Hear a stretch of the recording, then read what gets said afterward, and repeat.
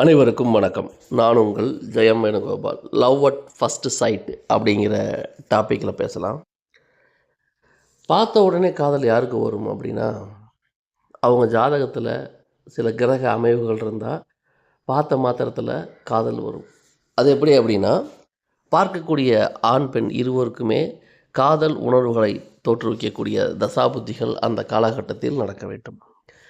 பொதுவாக காதலுக்கு என்ன அமைப்பு சொல்கிறாங்க அப்படின்னா, லக்னாதிபதி 5ஆம் இடத்துலையோ அல்லது 7ஆம் இடத்துலையோ அல்லது 11ஆம் இடத்துலையோ இருந்தால் காதல் வரும். 1, 5, 7, 11 இந்த தொடர்புகள் ரொம்ப ரொம்ப முக்கியமானது. இந்த 4 பாவங்களும் தங்களுக்குள் எந்த அமைப்பில் வேண்டுமானாலும் மாறி இருக்கலாம். இந்த அமைப்பு இருந்தால் நிச்சயமாக காதல் வரும். இப்போ காதல் அப்படிங்கிறது ஜாதகத்தில் கிரக அமைவுகள் இருந்தாலுமே அந்த காதல் எப்போ நடக்கும் அப்படின்னு சொல்கிற தசாபுத்தி. தசாபுத்தி இண்டிகேட் பண்ணாமல் ஒரு விஷயம் நடக்காது. லக்னாதிபதி 1ஆம் அதிபதி 5ஆம் அதிபதி தசாபுத்தி, 1ஆம் அதிபதி 7ஆம் அதிபதி தசாபுத்தி, 1ஆம் அதிபதி 11ஆம் அதிபதி தசாபுத்தி அல்லது 5ஆம் அதிபதி 7ஆம் அதிபதி தசாபுத்தி, 7ஆம் அதிபதி 11ஆம் அதிபதி தசாபுத்தி, 5ஆம் அதிபதி 11ஆம் அதிபதி தசாபுத்தி. இந்த பெர்முடேஷன் காம்படிஷனில் எப்படி வேணாலும் இருக்கலாம். இந்த 4 பாவங்களுக்குள் நடக்கின்ற தசாபுத்தியானது ஜாதகரை காதலில் வீழ்த்தும். இப்போது இதை தவிர கிரக சேர்க்கையை சொல்லும்போது புதன் கேது சேர்க்கை காதல் உணர்வுகளை சொல்லும். பிறந்த காலத்தில் இருக்கக்கூடிய கிரகங்களை கோச்சார கிரகங்கள் டச் பண்ணும் பொழுது அந்த வாய்ப்புகள் உருவாகும் அப்படிங்கிறது நாடி முறையில் சொல்லப்படுகிறது. இப்போது காதல் அப்படிங்கிறது 1, 5, 7 இந்த தொடர்பு பிரதானமாக பார்க்கப்படுகிறது. எந்த ஒரு ஜாதகமாக இருந்தாலுமே 1ஆம் அதிபதி 5இல் இருந்தாலோ, 5ஆம் அதிபதி 7இல் இருந்தாலோ, 7ஆம் அதிபதி 5இல் இருந்தாலோ, இந்த மாதிரி 5ஆம் அதிபதி 7இல் இருந்தாலோ, 5, 7 அதிபதிகள் லக்னத்தில் இருந்தாலோ அல்லது லக்னாதிபதியோடு சேர்ந்து இருந்தாலோ இந்த காம்பினேஷனை நீங்கள் எப்படி வேணாலும் இந்த காம்பினேஷனை நீங்கள் பயன்படுத்தி கொள்ளலாம். ஆக 1, 5, 7, 11 அதிபதிகள் தொடர்பு இதோடைய தசாபுத்திகள் அந்த காலகட்டத்தில் ஜாதகருக்கு காதல் சம்பந்தப்பட்ட உணர்வுகளை தோற்றுவிக்கும் அப்படிங்கிறதுல மாற்றுக்கிறதே கிடையாது. இப்போ ஆணுக்கும் இந்த சம்மந்தப்பட்ட தசாபுத்தி நடக்குது, பெண்ணுக்கும் இந்த சம்மந்தப்பட்ட தசாபுத்தி நடக்குதுன்னா கண்டிப்பாக அந்த காலகட்டத்தில் இருவரும் காதல் வயப்படுவார்கள் அப்படிங்கிறதுல மாற்று கருத்தே கிடையாது. இந்த அமைப்பு இருக்கிற எல்லாருமே காதல் வயப்படுகிறார்களா அப்படின்னா, இந்த பாவ அதிபதிகள் இருந்தால் அந்த தசாபுத்தி நடந்தால் காதல் வயப்படுவாங்க. இந்த அமைப்பை குருவோ அல்லது சுக்கிரனோ சுபகிரக பார்த்துச்சுன்னா கண்டிப்பாக அந்த காதல் திருமணம் வரைக்கும் போகும் அப்படிங்கிறதுல மாற்று கருத்தே கிடையாது. அப்போ எந்த ஒரு செயலும் நடைபெறணும்னா நம்ம பாவ சம்மந்தப்பட்ட விஷயங்களையும் பார்க்கணும், கிரக சம்மந்தப்பட்ட விஷயங்களும் பார்க்கணும். ரெண்டுமே இண்டிகேட் பண்ணணும். ஏதாவது ஒரு இண்டிகேட் பண்ணிச்சுன்னா, இப்போ பாவங்கள் மட்டும் காமிக்குது, கிரகங்கள் காமிக்கலை அப்படின்னா, கிரகங்கள் மட்டும் காமிக்குது, பாவங்கள் காமிக்கலை அப்படின்னா அந்த செயல் நடைபெறுவதற்கு வாய்ப்புகள் 50-50 தான். அப்போ 100% ஒரு விஷயம் நடக்கணும்னா அதுக்கு பாவம் சம்மந்தப்பட்ட விஷயங்களும் பார்க்கணும், கிரக சம்மந்தப்பட்ட விஷயங்களும் பார்க்கணும். அதே சமயத்தில் இந்த புதன் கேது இணைவு ஒரு ஜாதகத்தில் மிகப்பெரிய மாற்றங்களை கண்டிப்பாக கொண்டு ஓடுகிறது. குறிப்பாக டீனேஜுங்கிற சொல்லப்படுகின்ற காலகட்டத்தில் தான் இந்த புதன் கேது இணைவு காதல் சிந்தனைகளை தோற்றுவிக்கும். ஹார்மோன் சம்மந்தப்பட்ட விஷயங்கள் தான் இந்த காதல். ஹார்மோனுக்கு முக்கிய காரகம் சுக்கிரன். அப்போ ஒரு ஜாதகத்தில் சுக்கிரன் ராகு சேர்க்கை, சுக்கிரன் சந்திரன் சேர்க்கை, சுக்கிரன் செவ்வாய் சேர்க்கை, இது கூட புதன் கேது சம்பந்தம் ஏற்பட்டுச்சுன்னா நிச்சயமாக அந்த தசாபுத்தி காலகட்டத்தில் அல்லது அந்த கோச்சார காலகட்டத்தில் ஜாதகருக்கு காதல் உணர்வுகள் தன்னிச்சையாக அரும்பும் அப்படிங்கிறதுல சந்தேகமே வேணாம். பொதுவாக காதல் அப்படிங்கிறது டீனேஜில் வர்றது, இன்ஃபேச்சுவேஷனில் வர்றது இருக்குது.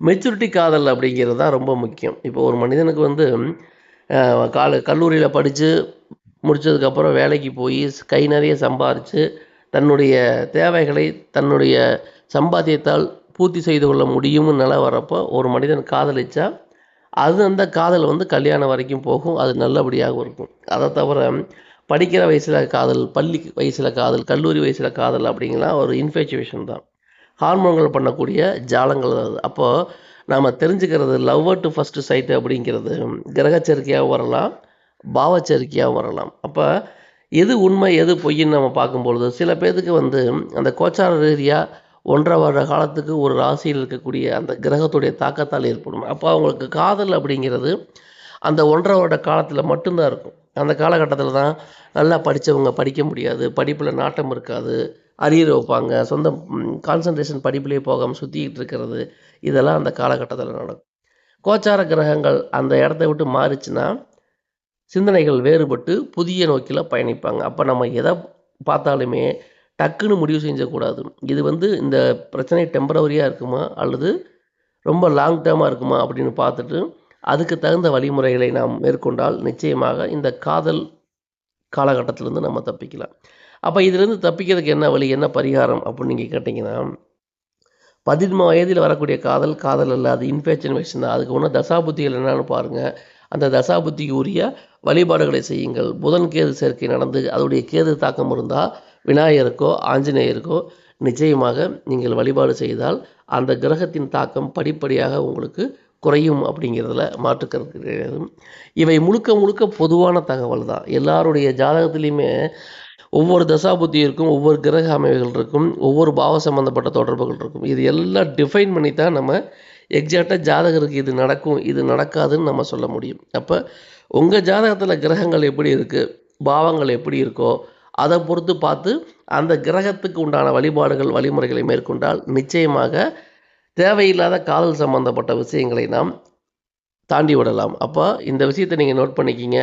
காதல் சம்பந்தப்பட்ட உணர்வுகள் கிரக ரீதியாக வரும், பாவ ரீதியாக வரும், கோச்சார ரீதியாக வரும். இதில் எது முக்கியமாக இருக்கோ, எதை செய்தால் ஜாதகரை காப்பாற்ற முடியுமோ அந்த விஷயங்களை செய்தால் நிச்சயமாக இந்த காதல் உணர்வுகள் கல்லூரியில் படிக்கும் மாணவர்களை பெரிதளவு பாதிக்காது அப்படிங்கிறது நம்ம புரிஞ்சுக்கணும். காரணம் என்னென்னா, சாதிக்கக்கூடிய வயசில் இந்த மாதிரி உணர்வுகள் வந்தால் படிப்பு தடைப்படும். படிப்பு தடைப்பட்டால் மனிதனுக்கு வாழ்க்கைங்கிறது ஒரு இலக்கு இல்லாமல் போய்கிட்டு இருக்கும் அப்படிங்கிறதான் நம்ம தீர்க்கமாக தெரிஞ்சுக்க வேண்டிய ஒரு விஷயம்.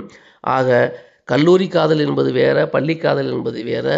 வேலைக்கு போய் கை நிறைய சம்பாதிச்சுட்டு அதுக்கப்புறம் வரக்கூடிய காதல் தான் நிரந்தரமானது. இதில் வரக்கூடிய காதல் எந்த கேட்டகரின்னு பாருங்கள். அந்த கேட்டகரிக்கு உண்டான தசாபுத்தி என்னன்னு பாருங்கள். அந்த தசாபுத்திக்கு உண்டான வழிபாடு வழிமுறைகளை நாம் தொடர்ந்து மேற்கொண்டால் நிச்சயமாக தேவையில்லாத காதல் பிரச்சனைகளை நாம் தவிர்த்து விடலாம். நான் இதில் சொல்லப்பட்டுள்ள விஷயங்கள் அனைத்துமே முழுக்க முழுக்க பொதுவான தகவல் என்பதை கவனத்தில் கொள்ளுங்கள். உங்கள் தனிப்பட்ட ஜாதகத்துக்கு பலன் சொல்லலை. உங்கள் ஜாதகத்தை பார்த்து என்ன அமைவுகள் இருக்குது அப்படின்னு முடிவு பண்ணிக்கிட்டு அதுக்கு தகுந்த வழிபாடுகள் வழிமுறைகள் மேற்கொண்டால் நிச்சயமாக வாழ்க்கை என்பது நமக்கு சந்தோஷமாகவும் சாதகமாகவும் இருக்கும் என்பதில் கொஞ்சம் கூட சந்தேகம் வேண்டாம். இந்த அரிய வாய்ப்பை அனைவரும் பயன்படுத்தி கொண்டு உங்கள் தனிப்பட்ட ஜாதகத்தை ஆய்வு செய்து அதில் செய்ய வேண்டிய பரிகாரங்கள் செய்து கொண்டால் வாழ்க்கை நிச்சயமாக சுகப்படும் என்பதை கவனத்தில் கொள்ளுங்கள். நன்றி நேயர்களே. மீண்டும் அடுத்த பதிவில் வேறொரு தலைப்பில் உங்களை சந்திக்கின்றேன்.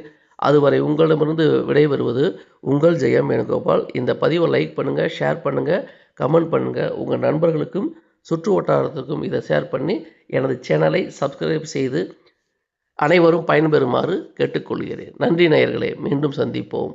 நன்றி, வணக்கம்.